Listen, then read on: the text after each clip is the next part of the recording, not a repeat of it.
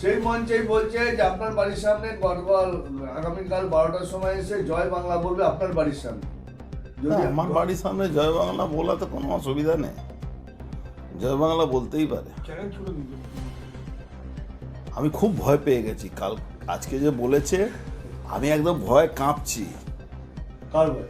পার্থভৌমিকের ভয়। কেন?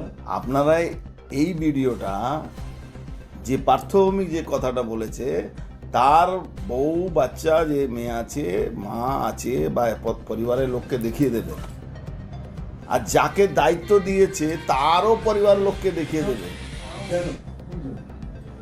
আরে তারা ভাববে অর্জুন সিং কত ভীতু লোক, ভয় পেয়েছে। আমি তো বাড়ি ছেড়ে পালাইনি, বাড়ি ছেড়ে তো 6 মাস ধরে এরাই পালিয়েছিল যাদেরকে দায়িত্ব দিয়েছে। পার্থভৌমিক বাপের বেটা থাকে, এই পুলিশকে বলবে নিজের গারাদে থাকে। ও কেন মমতা ব্যানার্জি এসে এখানে যদি বলে যাক, তাহলে আমি বাপের বেটা না ও বাপের বেটা দেখিয়ে দেবো, বা পুলিশকে বলবে রাখতে, গারাদে থাকতে। আর পার্থভৌমিক বাপের বেটা বলেছে তো, আমার বাপকে সবাই চিনে পশ্চিমবাংলা, ওর বাপকে কে চিনে? ওর বাপকে চোর হিসাবে চিনে, আমার বাপকে লিডার হিসাবে জানে।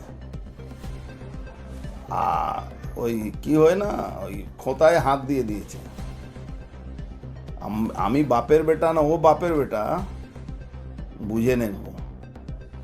আমি কারো ভরসায় রাজনীতি করি না, রাজনীতি থেকে আগে আমার নাম অর্জুন, মাথা রাখতে হবে।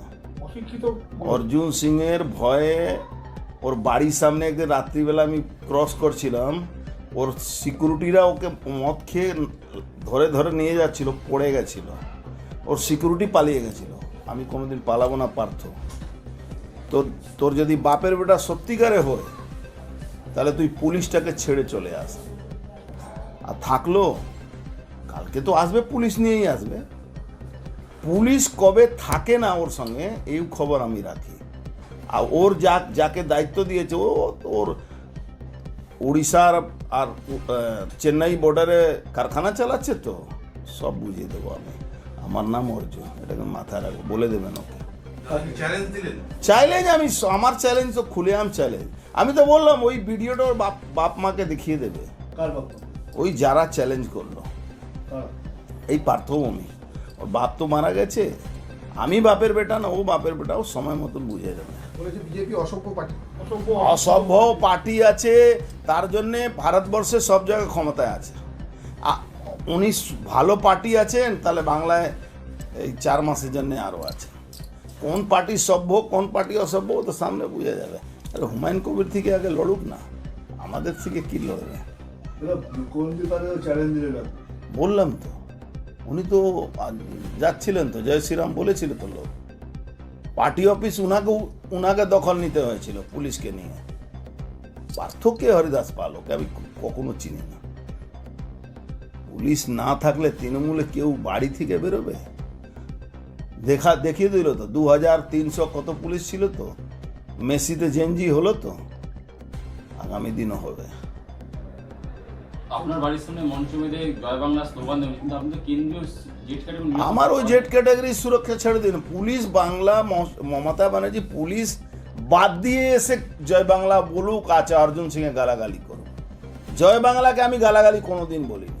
আমি বলেছিলাম জয় বাংলা আমাদের দেশের স্লোগান নয়, পশ্চিমবাংলাকে জয় বলা উচিত। জয় বাংলা বাংলাদেশের স্লোগান। আমি কোনোদিন জয় বাংলা কে বললে আমি মারবো এটা বলিনি, পশ্চিমবাংলাকে জয় বলতে বলেছি। কিন্তু এটা কোনো এক্সকিউজ নয়, আমার এটা কোনো এক্সকিউজ না, আমি এক্সকিউজ চাইছি না। ও বলেছে বাপের বেটা, আমার বাপকে সবাই চিনে। ওর বাপকে কে চিনতো? স্কুলে পয়সা চুরি করে সাসপেন্ড হয়েছিল, ওর বাপকে চিনে। হাওয়া গরম করার কথা, হাওয়া গরম কিছু না, দেখছে তৃণমূলে ধস নেমে যাচ্ছে আস্তে আস্তে, ওই গরম করে ভাবছে কি পুলিশকে দিয়ে কিছু করাবো। আরে পুলিশ কি, হ্যাঁ পাঠা তো পাঠাই হয়, আজকে বললেই হবে কালকে হবে, পাঠাই হয়। আছে যাকেই বলছি যে যাকেও পাঠা বানাচ্ছে, পাঠা কোনোদিন পুরো পাঠা তো বলেই হয়।